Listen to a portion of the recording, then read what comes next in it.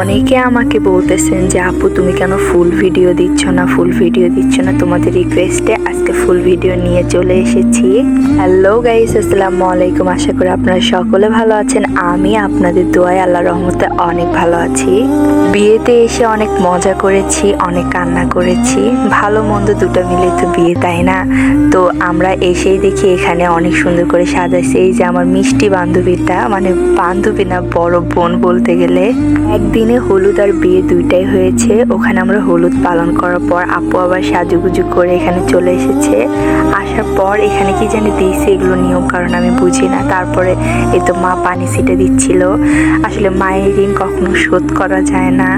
আমি এই ভিডিওটা করার সময় শুধু আমি মাসির দিকে চাইছিলাম যে মাসি কিভাবে কি করতেছিল। তারপরে এই যে আমরা ওগুলো নিয়ম কারণ পড়ার পর ছেলেরা চলে আসছে। ছেলেরা এসে এখানে অনেক মজা করছে, অনেক নাচানাচি করছে। দেখি আবার মেয়েরাও নাচানাচি করছে, এই যে আমার বোনেরা ছিল। তারপরে আবার নাচানাচি করার পর ছেলেকে এখানে মনে হয় বরণ করে নিচ্ছিল অনেকক্ষণ ধরে। বরণ করার পর মেয়ের বাবা তারপরে ছেলে এখানে অনেক নিয়ম কারণ করার ছিল, ওগুলো নিয়ম কারণ করে নিয়েছে। সত্যি কথা বলতে আমি এগুলো কিছুই বুঝিনি, আমি শুধু গিয়েছি, এগুলো দেখছি। তারপরে মালা বদল, ওগুলো ভিডিও আমি সেরকম করতে পারিনি। মালা বদল হয়েছে, শুভ দৃষ্টি হয়েছে। তারপর ওগুলো করার পর আবার পরের দিন বাসি বিয়ে, এই তো বাসি বিয়ের নিয়ম কারণ করতেছিল।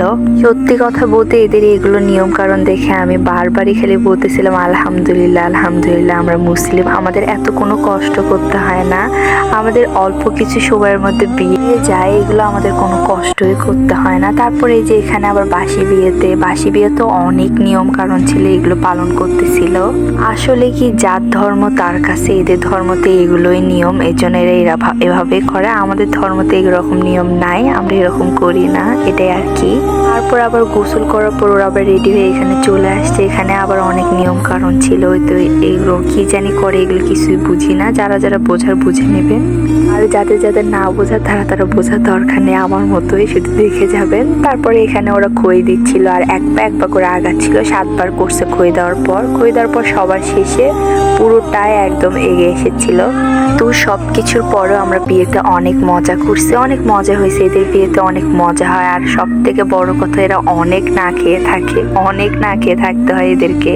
তারপরে আবার এখানে সিঁদুর দানের জন্য সবকিছু রেডি করে নিচ্ছিল, মানে সিঁদুর পরাবে। এই আংটিটা খুলে এই আংটিতে সিঁদুর রেখে আর কি মেয়েকে সিঁদুর পরায়। সিঁদুর পরানোর পর এখানেও আবার আরেকটা নিয়ম, মেয়ে একবার হাত দিয়ে নামাবে, ছেলে একবার, মানে এই নিয়মগুলো আমি এগুলো কিছুই বুঝি না।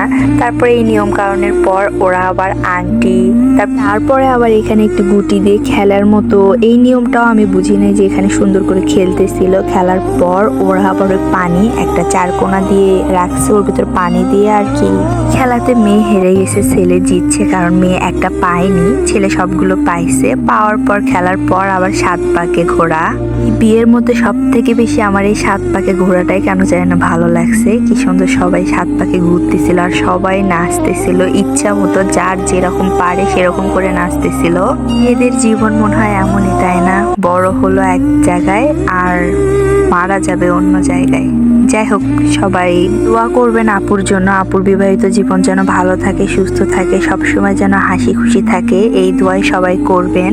আজকের ভিডিওটা অনেক বড় হয়ে গেছে, আর বড় করব না। সবাই ভালো থাকবেন, সুস্থ থাকবেন। আল্লাহ হাফেজ।